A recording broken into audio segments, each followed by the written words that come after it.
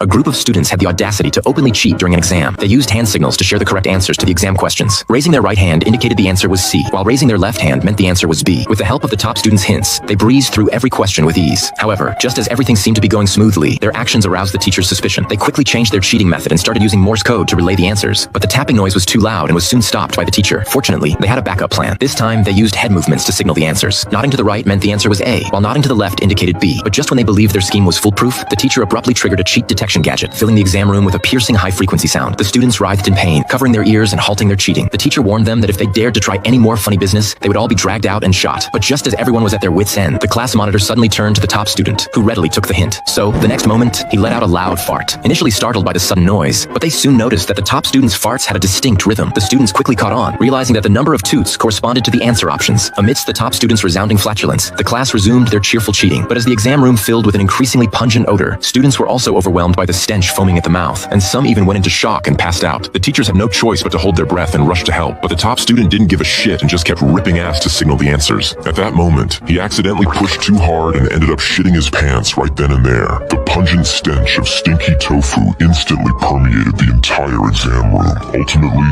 with multiple students requiring hospitalization for varying degrees of poisoning. The exam had to be forcibly terminated.